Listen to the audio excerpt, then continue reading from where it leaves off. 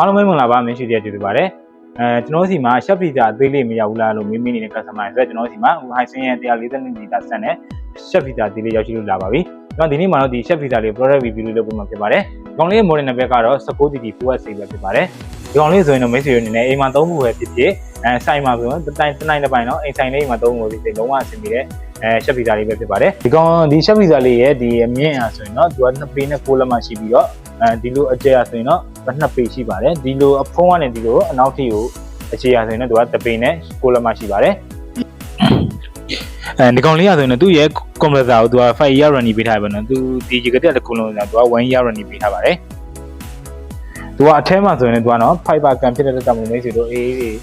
ရှိုးတွေပါထည့်မယ်ဆိုရင်ဆောင်းကုန်ရေးပေးနိုင်မှာဖြစ်ပြီးတော့သူအပေါ်မှာဆိုဒီမှာတော့ရှိုးဘူးပါထည့်လို့ရအောင်ရှင်းတစ်ခုပို့ပါမယ်ပေါ့နော်တန်ရှင်း fiber ကဖြစ်တဲ့အတွက်ကြောင့်မလို့တန်ရှင်းလောက်ရတာပါလဲလုပ်ပြီးမယ်သူကကျန်းကျန်းနဲ့ခံတယ်ပေါ့နော်သူအောက်မှာဆို temperature control လေးပါတယ်ပေါ့နော်သူက temperature control မှာဒီ minimum ဆိုရင်တော့သူက A နှုန်းကိုအနေဆုံးထားပြီးတော့ဖွင့်နေတယ်ဆိုရင် minimum ထားပြီးဖွင့်လို့ရတယ်ဒီ medium ကသူက A နှုန်းအလဲလက်လောက်ပဲဖွင့်နေတဲ့လူတွေဆိုရင်တော့ medium လေးထားပြီးဖွင့်လို့ရတယ်ဒီ maximum ကသူက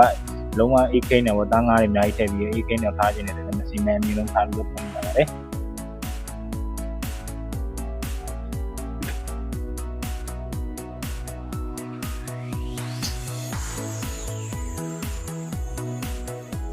ဒါမှမဟုတ်မိတ်ဆွေအနေနဲ့အိမ်မှာသုံးဖို့ပဲဖြစ်ဖြစ်တနိုင်တစ်ပိုင်းဆိုင်လေးမှာပဲသုံးဖို့ပဲဖြစ်ဖြစ်ဒီ high ဆင်းရင်142လီတာစက်နဲ့ဆက်ဗီဇာလေးကိုဝယ်ယူနေဆိုရင်လည်းကျွန်တော်တို့ main trade မှာ official running ပြည့်နေရောင်းချပေးနေတဲ့အကြောင်းလာရောက်ဝယ်ယူပေးလို့ရပါတယ်ဆိုတဲ့အကြောင်းသတင်းကောင်းပါလိုက်ပါတယ်